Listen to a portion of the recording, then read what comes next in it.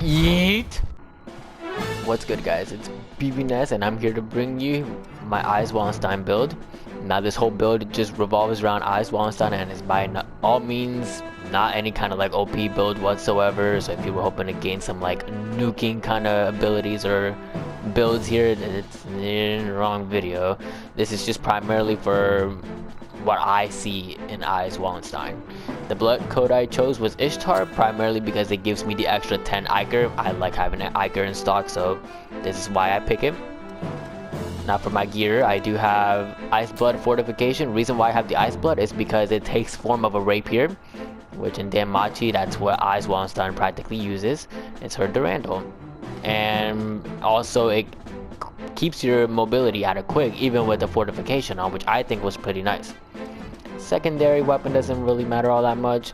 And your blood veil, I'm gonna be using the noble silver fortification simply because it scales very well with mind and it still keeps my quick mobility, which is a pretty nice perk.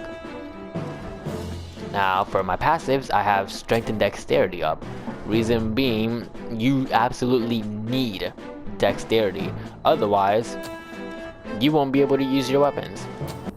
So I highly recommend strength and dexterity. Other than that, strength and fortitude only helps you so much. Or not strength and fortitude, my apologies. Where is that buff? Dexterity and fortitude. But I really wouldn't recommend it all that much, simply because if you look at the difference, and it's just 3 stamina more. To be honest, for me, it's really not that big of a game changer, and Ishtar already comes with some good fortitude as it is. So that's why I prefer my strength and dexterity. Now moving on, we have our one-handed sword mastery, basic standard good buff for my one-handed.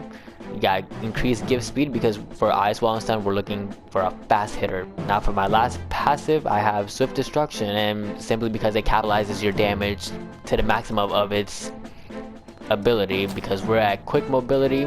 So the faster we are, the harder we hit. And since we're at the fastest, we're at quick, we're able to dish out more damage.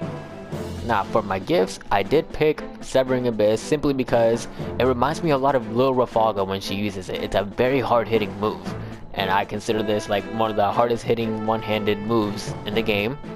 So I thought, why not? And the circulating pulse I did get from that one cutscene where Otaro challenges Ais to a fight to the death in the dungeon.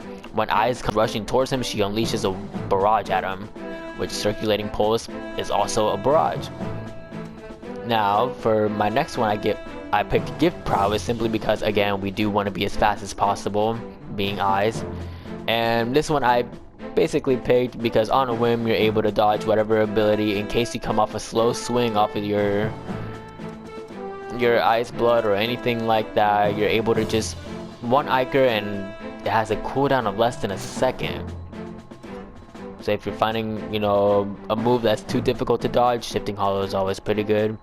Now for my bottom set here, I do have a bunch of strength buffs: Adrenaline, Bridge to Glory, and Overdrive. Overdrive you can replace for whatever elemental buff you want depending on the boss you're fighting, whatever area you're in, entirely up to you. And I also have Hunting Feast just because, again, having Iker in stock is always a good thing. Now to showcase, if you want to buff everything first, this is the order I buff it in. And see, you still have 5 Iker in stock. If you were to use something like Queenslayer, you'd have to depend on something like Blood Sacrifice or get in some drain attacks just to get the extra Iker in. And you won't be able to buff all the way completely. Now, just me personally, I would like to stay over 10 at all times unless a boss is dying.